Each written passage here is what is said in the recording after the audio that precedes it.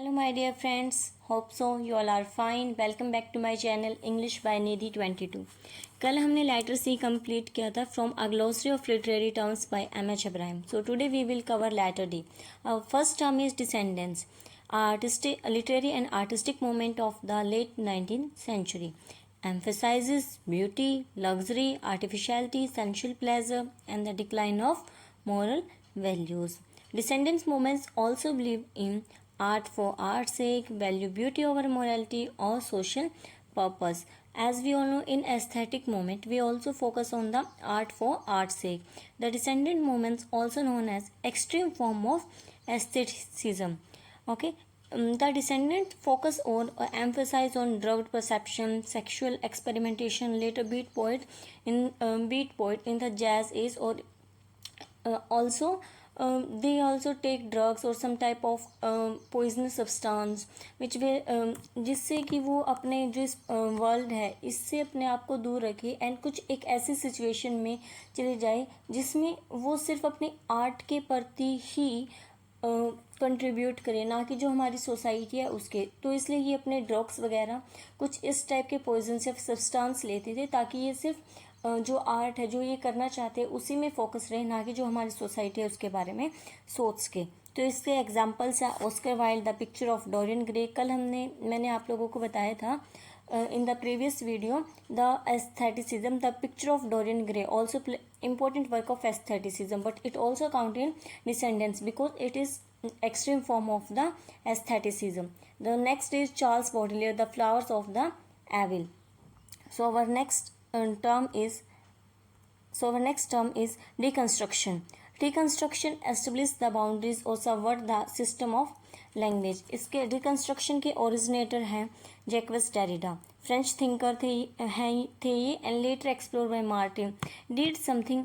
Reconstruction क्या है? Read something against the grain. मान लो ये हमारा कोई भी पॉइंट है और हम टेक्स्ट को ऐसे पढ़ रहे हैं इस वे में इसकी तरफ, तो हमें क्या करना है, टेक्स्ट ऐसे ना पढ़ के हमें इसके अपोजिट साइड में जाना है ताकि हम जो उस टेक्स्ट के बारे में बहुत सारी ऐसी चीज़ें फाइंड आउट कर सके जो हमें जो नॉर्मली पढ़ने पे नहीं दिखी. तो रिकन्स्ट्रक्शन क्या है? टेक्स्ट को ऐसे तरीके से पढ़ना जैसे हमें पहले कभी पढ़ा ही नहीं. रिकन्स्ट्रक्ट करना, पहले उसको तोड़ना देन फिर दोबारा से कंस्ट्रक्शन करना, रिकन्स्ट्रक्शन कहते हैं उसके बाद. डिकन्स्ट्रक्शन है उस जुड़े हुए को दोबारा से तोड़ना. ये एक नेवर एंडिंग प्रोसेस भी कह सकते हैं हम इसको.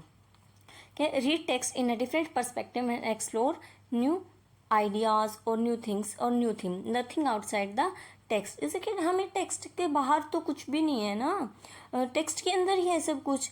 तो हम कह सकते हैं कि रिकन्स्ट्रक्शन एक लिटरेरी थ्योरी है जो स्टडीज करती है एक टेक्स्ट को, शो करती है जो मीनिंग है फिक्स नहीं है बट हम इंटरप्रेट कर सकते हैं इसको बहुत सारे वेज में. Okay. So our next is decorum, set of disciplinary rules and acts. So principles that the style, language, character and actions in a literary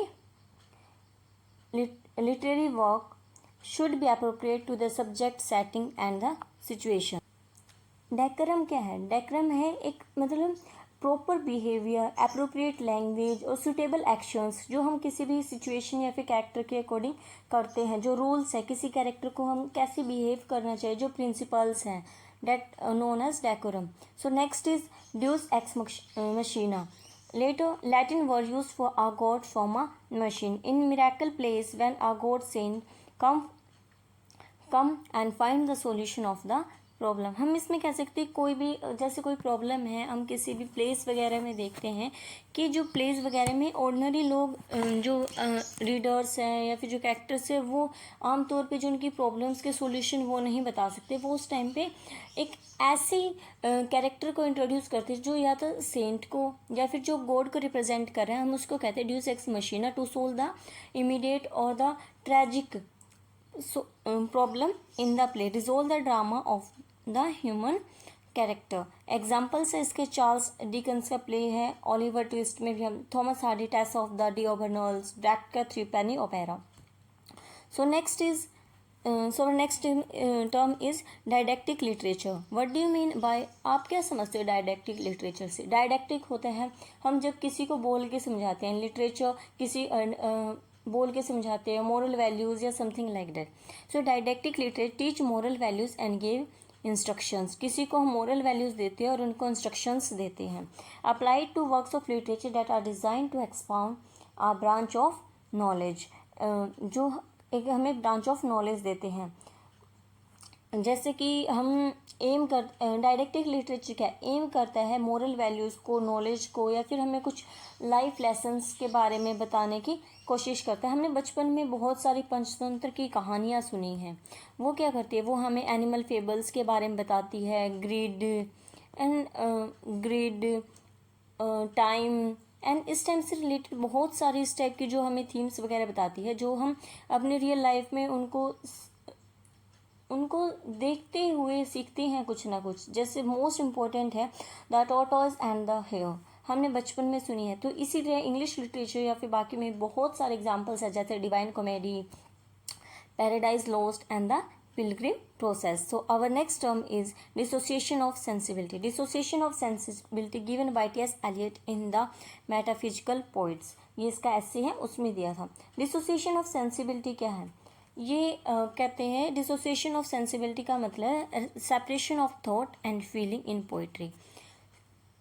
जब हमारा जो थॉट है, जो हमारा माइंड है एंड जो हमारे इमोशंस, जो हमारे हार्ट्स आते हैं, वो दोनों एक साथ काम नहीं करते. मेटाफिजिकल पोइट्स में क्या थे, वो क्या थे, जो थॉट एंड जो उनके इमोशंस हैं वो यूनिफाइड करते थे. इसलिए उनके लिए टी.एस. एलियट ने एक टर्म भी यूज़ किया, यूनिफिकेशन ऑफ सेंसिबिलिटी. बट इन्होंने क्या कहा, आफ्टर द मेटाफिजिकल पोइट कोई भी पोइट्स नहीं है जो थॉट एंड जो हमारे इमोशंस हो उन दोनों का एक साथ मिक्स करके जो उनकी पोइट्री है या फिर जो उनकी वर्क ऑफ आर्ट है उसमें शो कर सके. तो इसलिए मेटाफिजिकल पोइट्स के बाद जो हमारी unification of sensibility, thoughts and जो हमारी इमोशंस, ये गायब हो चुके हैं. तो इसलिए ये इन्होंने टर्म यूज़ किया है, dissociation of sensibility. Before 17th century, poets could express ideas and emotion together in a unified way. After the time of John Donne and metaphysical poets, this unity was lost. जैसे कि मैंने अपने आपको बताया, done और जो metaphysical poets हैं उनके बाद जो ये यूनिफिकेशन है ये गायब हो चुके थे. ड्रामेटिक मोनोलॉग, हम सब जानते हैं ड्रामेटिक मोनोलॉग के लिए कौन फेमस है. विक्टोरियन एरा में थे हमारे रॉबर्ट ब्राउनिंग, सबसे ज़्यादा फेमस थे वो अपने ड्रामेटिक मोनोलॉग्स के लिए. मोनोलॉग क्या है, एक single speaker. Monologue is a speech bye a single speaker. Okay, so a single speaker address a silent listener at a particular moment, revealing their own personality, thought and emotions through their speech. Reveal करता है psychological characters को. हम जो मान लो हम कोई भी poem लेते हैं, जैसे हम लेते हैं माई ब्राउनिंग की है माई लास्ट डचेस. इसमें क्या है, जो पोइट है जो हमारे ड्यूक के थ्रू ही जो ड्यूक बोलते हैं, जो उसके शादी के लिए सेकंड टाइम शादी करना चाहता है, वो अपनी फर्स्ट डचेस उसके बारे में खुद ही बताता है. उसके भी कहते हैं कि उसकी स्माइल इतनी अच्छी थी, वो सबको देख के स्माइल कर दे. इस टाइप के वो जो उसकी डचेस है वो उसके बारे में बता रहा है एक साइलेंट लिसनर को. मे बी वो हो या भी ना भी हो, that type of things we can others example है Andrea del Sarto Tennyson Ulysses. Dramatic monologue एक poem in which one character speaks to a silent listener and reveals his or her character. So our next term is dream vision, widely used by medieval poets. Dream vision क्या है, the narrator falls asleep usually in a spring landscape and dreams the event he goes on to relate. Often he led by a guide, human or animal, and the events which he dreams are at least in a part of an allegory. So dream vision क्या है, एक literary form है जिसमें जो writer या जो हमारा narrator है वो फॉल्स असलीप सो जाता है एंड सोते सोते टाइम ही उसको एक ड्रीम आता है एंड जो ड्रीम में वो जो अपनी स्टोरी है वो बताता है. जो ड्रीम यूजुअली कंटेन करता है सिंबॉलिक मीनिंग्स को, मोरल लेसन और फिलोसफिकल आइडियाज़ को. हम एग्जांपल ले सकते हैं Dream of the Rood, Piers Plowman by William Langland, the Books of the Duchess by Geoffrey Chaucer and the Parliament of Fowls by Geoffrey Chaucer. Also These are the major examples of the dream vision. Okay, hope so you like my video. So please subscribe and share and keep supporting.